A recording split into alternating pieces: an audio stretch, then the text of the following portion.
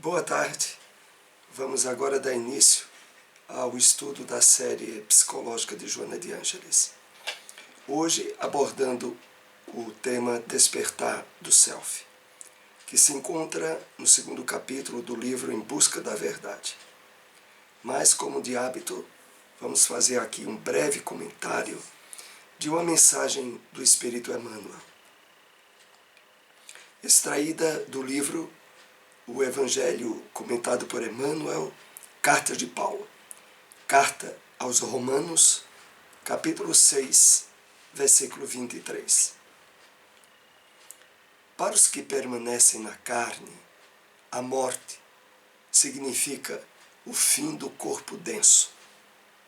Para os que vivem na esfera espiritual, representa o reinício de experiência. Vamos aqui fazer algumas observações para pontuar a introdução do nosso estudo. Essa passagem da carta de Paulo aos Romanos se refere àquela orientação de Paulo diz de que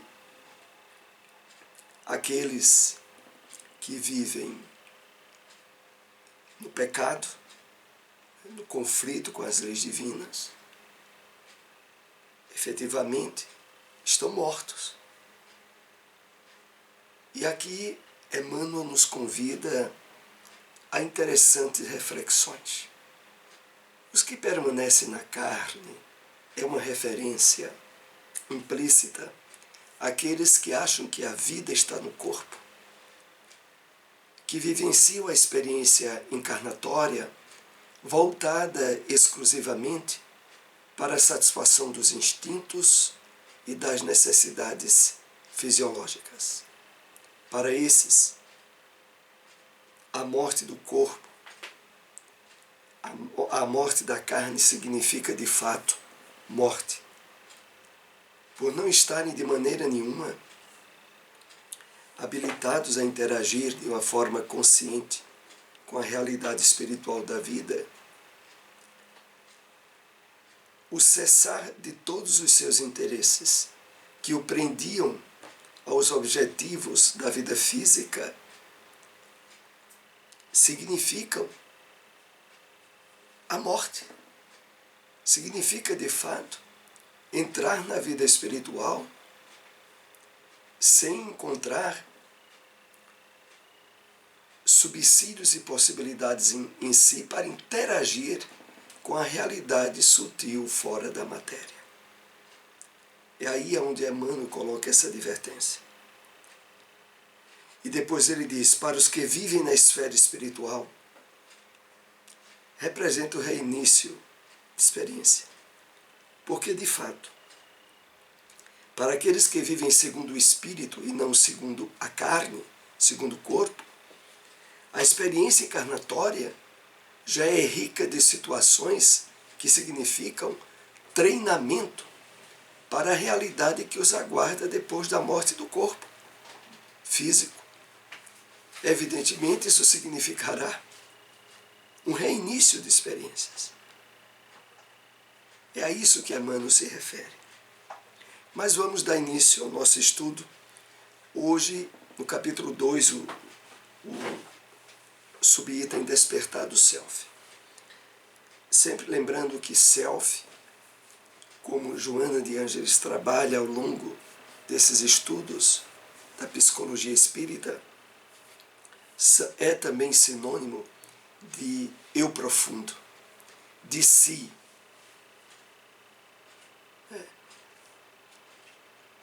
O despertar de forma consciente para a realidade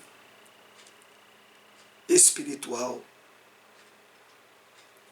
é esse trabalho do despertar do self. Nesse capítulo do livro Em Busca da Verdade, Joana vai fazendo um paralelo subsidiada pela parábola do filho pródigo, que de uma forma bem resumida se caracteriza por dois filhos, o mais jovem que pede ao pai a sua herança antecipada e vai gastar em terras longínquas. E o filho mais velho que fica com o pai, e depois de algum tempo, o filho mais jovem desperdiça tudo que levou, começa a sofrer fome e resolve, arrependido da atitude que tomou, retornar à casa do pai.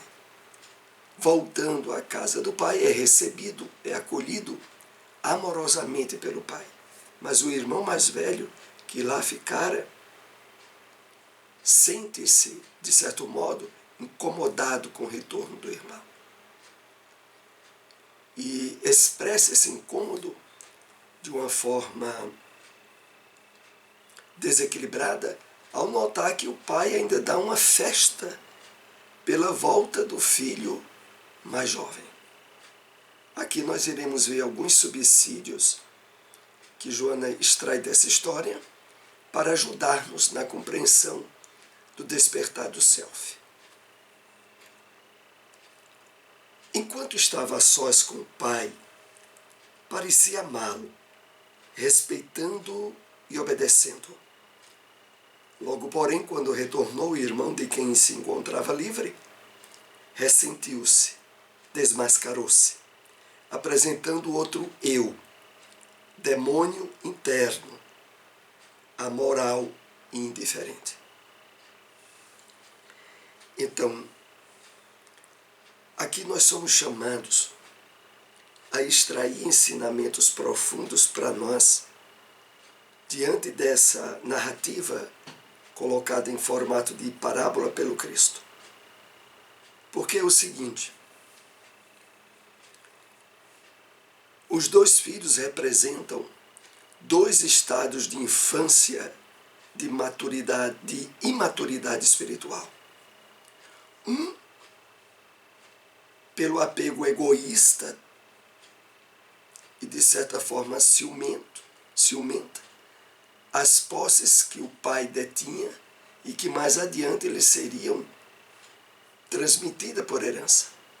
O outro, em um egoísmo mais explícito, aonde pede logo a sua parte da herança para gastá-la de forma irresponsável.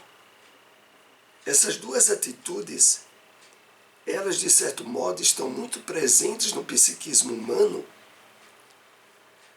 até o momento em que de fato nós acordemos para os verdadeiros valores espirituais da vida e não armazenemos em nós conflitos existenciais a nos infelicitarem. Porque o filho mais velho, ficando em casa com o pai, era também infeliz.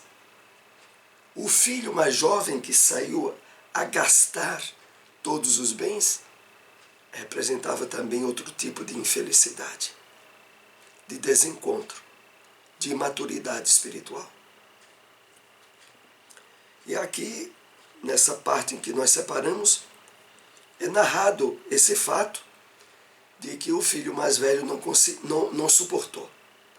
Quando o pai foi dar uma festa, ele disse: é a última gota d'água, eu não aguento mais. E foi se queixar junto ao pai. Porque é aquilo.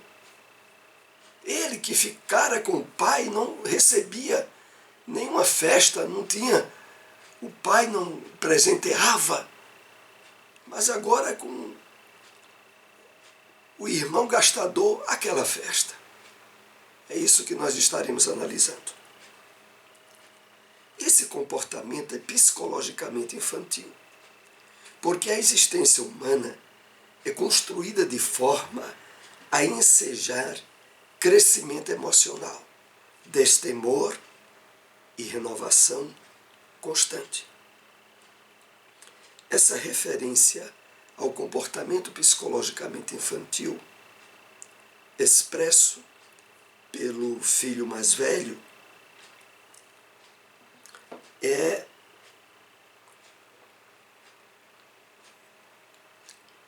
resultado de uma imaturidade emocional, onde ele não sabia trabalhar os conflitos e as dificuldades normais quando surgem na sua existência, como surgem na existência de qualquer um de nós.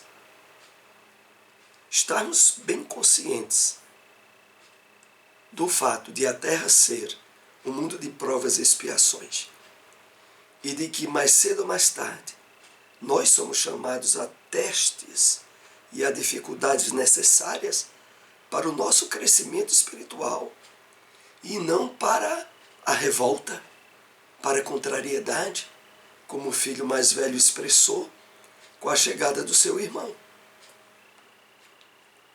Aquele que não se renova de dentro para fora não consegue o desenvolvimento do self, sempre amaranhado na sombra, deixando que tudo aconteça à revelia. Vamos entender um pouco mais esse parágrafo. Então, é imprescindível estarmos abertos a uma renovação constante, a um aprimoramento moral, espiritual, e que está relacionado a esse despertar do self, o desenvolvimento do eu profundo. Mas quando isso não acontece, nós nos deixamos envolver, amaranhar-nos nas sombras do nosso passado conflitivo, do nosso inconsciente, desta e de vidas anteriores, que representa o verdadeiro pano de fundo para a sombra, para os conflitos, para as situações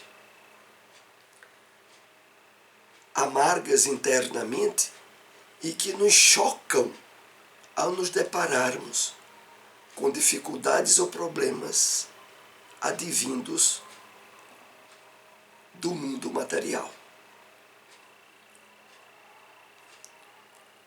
Interiormente, nesses seus muitos conflitos, ele também não amava a si mesmo, transferindo essa emoção em forma de suspeita para o pai e para os demais. É evidente, não é?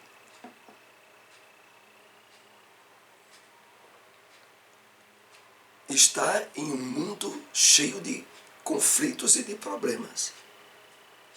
Sem trabalhar a percepção e a vivência espiritual da vida, é campo vasto para o desamor, a partir de si mesmo,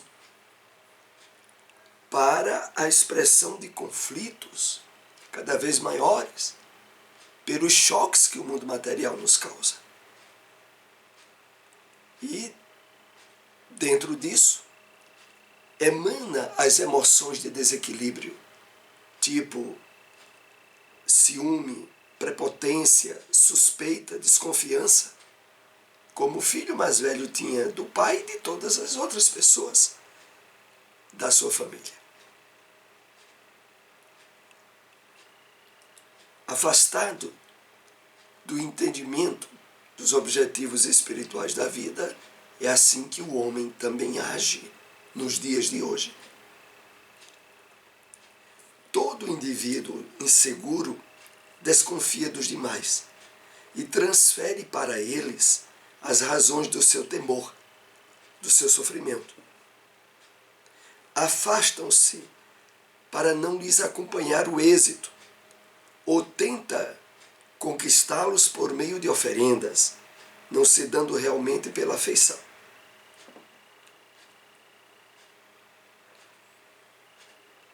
Então, viver-se desconfiado dos outros é sinônimo de insegurança pessoal. E de viver, devido a isso, temendo acontecimentos e sofrimentos que não serão evitados por essa insegurança. Por outro lado, Joana acrescenta: eles tendem a afastar-se daqueles que estejam vivenciando êxito e sucesso, porque não se habilitam a expressar bem-estar e segurança íntima ao ver outros felizes. É comum a solidariedade na dor, mas não no júbilo. Em face da inveja e da amargura, o ciúme é terrível chaga do ego, que expele purulência emocional. É uma advertência bem forte de Joana, né? E profundamente verdadeira. Normalmente, as pessoas que não estão de bem consigo mesma, que não estão felizes interiormente, não se sentem bem com a felicidade dos outros. Podem se solidarizar na dor, na dificuldade que outros têm, mas não em seus momentos felizes. E a razão, como Joana coloca, é o ciúme. Interessante essa expressão de Joana, terrível chaga do ego, e que expele purulência, pus emocional, matéria desagradável, vibrações doentias. É o resultado da emoção do ciúme. Por mais aparente justificativa que queira se dar. O irmão jovem iluminou o ego com a consciência de si, reconheceu o erro, renovou-se pela humilhação, que o engrandeceu. Enquanto o mais velho, liberou das estruturas profundas do inconsciente as paixões da vingança e da maldade. Então, o filho mais jovem estava um pouco mais adiantado, emocionalmente falando, do que o irmão mais velho. Porque ao arrepender-se do seu erro, ele abriu-se às possibilidades de autoconhecimento, de identificação de suas fraquezas, e buscou, numa atitude de humilhação, mas também de humildade, o perdão do pai. E com isso, cresceu emocionalmente. Já o seu irmão mais velho liberou as estruturas profundas do inconsciente, o seu mundo de sombras, aonde vingança, maldade, ciúme, prepotência se faziam presentes. A reencarnação, com a força de diluir os velhos arquétipos perturbadores e criar outros benéficos, reúne indivíduos de caráter antagônico ou em situação de vingança para resgates, ou afetuosos e bons para se fortalecerem. Então isso é algo que naturalmente acontece em qualquer família. A reencarnação une ali na família espíritos que trazem arquétipos, padrões, hábitos perturbadores e que muitas vezes nos conflitos familiares abre-se as possibilidades de superação, que é por isso que estão como irmãos consanguíneos. E por outro lado também a união de espíritos onde o afeto e a bondade estão presentes e que fortalecem a família. A infância dá início ao processo de crescimento interno do self. Entretanto, ele permanece imaturo em qualquer período da existência humana, desde que não tenha recebido os estímulos para desenvolver-se, para desvelar-se em sabedoria e luz. Então, para que o self cresça, se expanda, é necessário atenção e cuidado para com os valores espirituais. Através disso, estaremos estimulando o desenvolvimento, ao mesmo tempo em que a sabedoria e a luz, aqui muito bem colocada por Joana, porque é a luz que vai ao encontro da sombra para diluí-la e possibilitar a que o self, o eu profundo, se imponha. O primeiro filho demonstrou imaturidade psicológica, o segundo expressou pessimismo e depressão. Resumindo, primarismo emocional, outro estágio da infância emocional. Então, os dois filhos nessa história evidenciaram imaturidade. Um, pela atitude aparentemente corajosa de aventurar-se na vida, mas gastando aquilo que tinha sido alvo do trabalho do seu pai. E o outro, ficando com o pai, aparentemente, porque dentro dele havia um mundo de contrariedade àquilo que tinha acontecido, camuflava os seus verdadeiros interesses. E por isso também expressava imaturidade emocional. A terapia saudável para esses dois males foi o amor do pai, sua compreensão e misericórdia, sua paciência e confiança na força de seu afeto, despertando o self dentro de cada qual dos membros da parábola. Então, finalizando aqui essas observações, é importante esse aspecto. O pai como símbolo de Deus e do amor de Deus, que, utilizando-se da paciência, da tolerância, do amor, da misericórdia, possibilita-nos, através das experiências reencarnatórias, o despertar para a realidade espiritual da vida. E, ao mesmo tempo, nessa história, Joana coloca, fechando aqui as nossas pontuações, despertando o self dentro de cada qual dos membros da parábola.